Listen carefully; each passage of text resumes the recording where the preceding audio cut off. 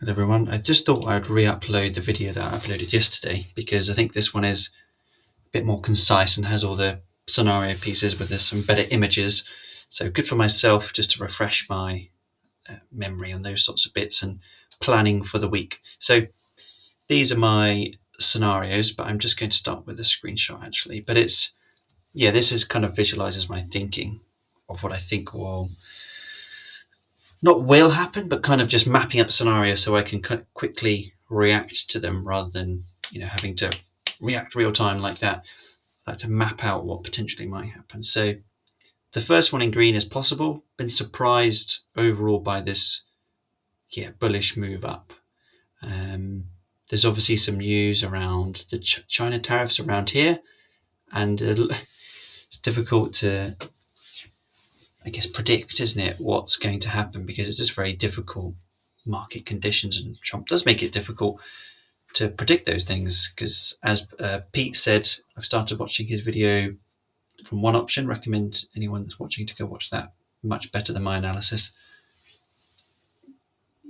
China and both Trump seem to be prepared to go to battle over this for a long time. Then click of some fingers and it's been done, and the deal's being done. But the overall thesis, I think, is still intact, to be still slightly bearish, because there's a lot of talk, but how much of that is real, tangible? Here's my detailed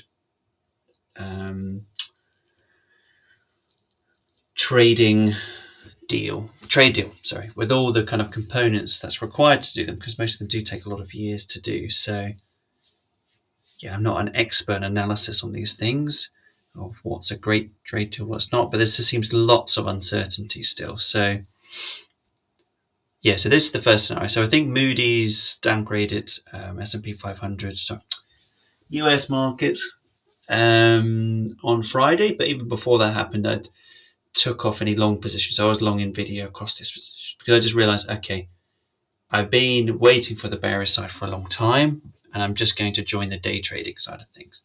But I didn't exit Nvidia until today, so I held it for the week because it was doing all right, and I was happy to hold it until otherwise. So first scenario in green.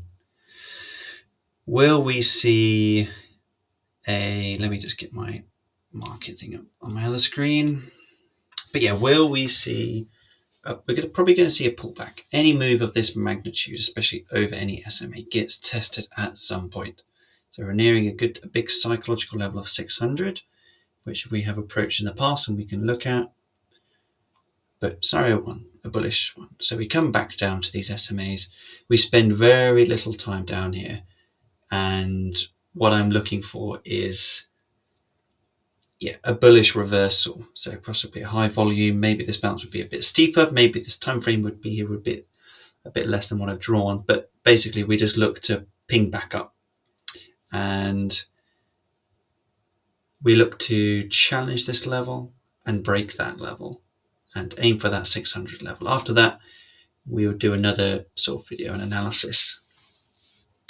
But the plan, what would I be looking for? So for stocks, for my picks, what I'd be looking for is those that have relative strength and a good level of support underneath them.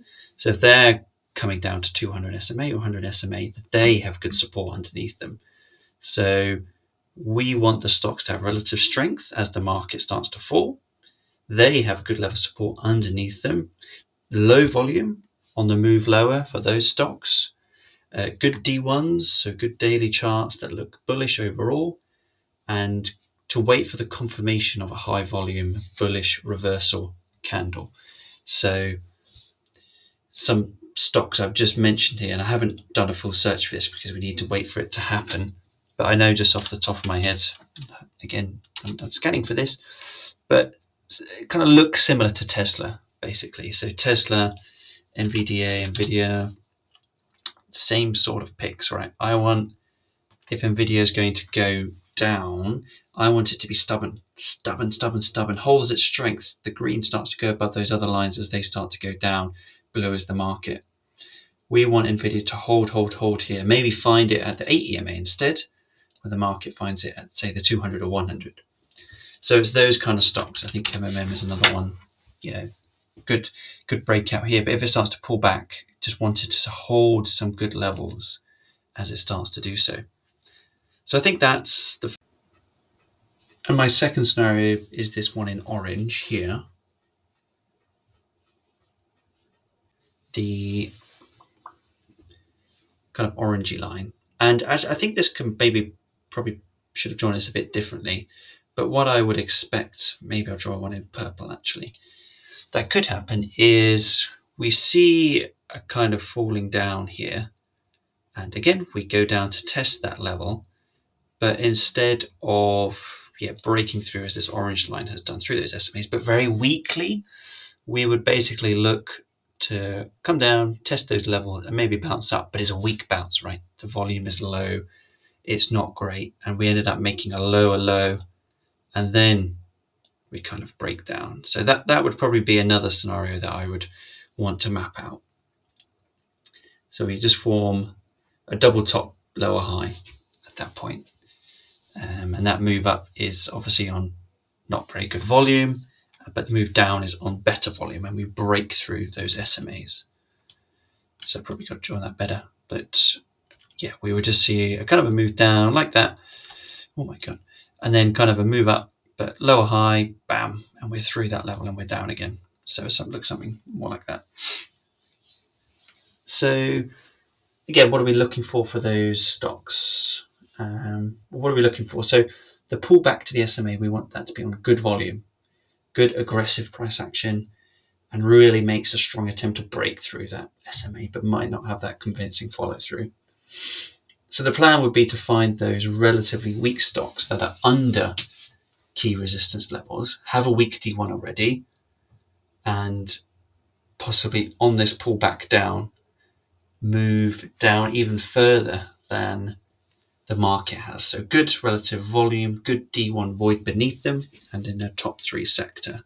So if I go back to kind of here and look at, say, one I'm looking at the moment is Reddit. It's like, it's got this SMA here, but if this gets under that, say tomorrow, Monday, because I think at the moment with Moody's post stuff, it's already through it, right? With that downgrading from Moody's. So we just want to see what happens, and can it continue to break down, because I want stocks that can fall, because this has found resistance here even before the market's going up. At this point, it's weak. It's a weak stock, and this is what I'm looking for. I'm looking ones like this and that have room to go down, because stocks like, another one I like is not really, but it's kind of Apple, but it has that resistance level, but it's just shown its weakness across here, I suppose. It can't get through this level. It's barely through the 50 SMA, whereas you're seeing Google and others kind of challenging their 100 and 200 SMAs. See, they're kind of getting closer here, but again, still valid play off here, but I just feel like Apple's just a bit weaker and just has more room to the downside. That's what I'm looking for. Yes, Google can go from there to there on its own one, but Apple can go through that, and then it's not that much below it. Yes, you have that bit there, but then you've got pieces down here. It's just got more room to fall. DKNG, another one. See, already rejecting off there already. So I'd be curious to see. Maybe not so good, because it's a lot of sticky price action around here potentially, right? Earnings, calendars, just could be a bit sticky at that point. There's options out there basically. Upstart, I think Pete's mentioned that one. Again, same sort of thing. That's what we're looking for. And the other scenario was the red one. So just looking at bearish, we pull back to that SMA, but it's heavy volume, it's aggressive price action, and we kind of smash through that, those moving averages on heavy volume. And we want to see those weak buyers, those weak hands flushed out, and kind of add to that momentum in the market, and kind of look at the volume we've had here. Pretty measly, not great. I want to see a return to this volume, right? I want to see this. I want to see this, and I want to see it higher and through that on the downside. that would be really good. And again, those similar sorts of stocks that I mentioned, those that have already rejected and have room to go down. That's what we're looking for. And the other scenario, which I put less likely percentage chance down to, is we kind of come down a bit meekly and we just kind of stay here. And we just go for the next week or so, because there's not much news this week, no earnings really. And do we just stick around at this level, which is buyers and sellers paired off, no one's taking charge, not sure where we are. But the longer we stay above it, the potential along that possibility of a bounce happens. Because what we've not seen during this move, where are the sellers? That's the difficult part about it, right? Where are they? They had opportunity to absolutely smash that down like they did in 2022.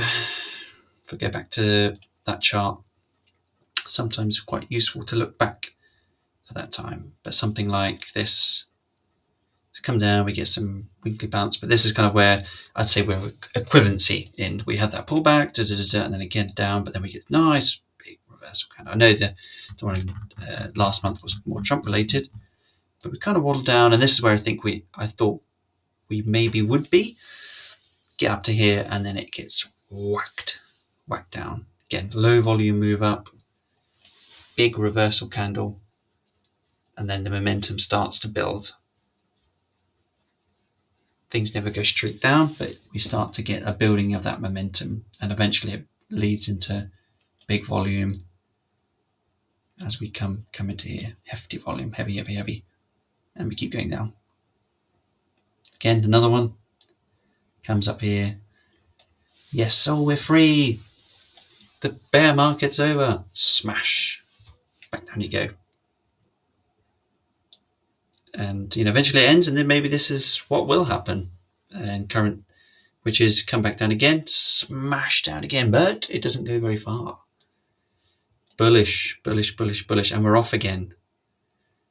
Okay, we're above those levels. We get across of those SMAs.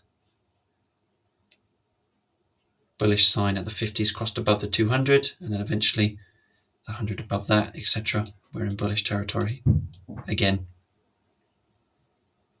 But usually when we, I suppose, get this cross here, this 50 crosses that, and the 100 starts to cross, we're hitting that. It's a bearish sign, right? And that's what's happened. That's what's happened here. That's what's about to nearly happen here. Is this just going to end and we're back to normal again? And back to this? Don't know. Seems different, doesn't it? Seems different.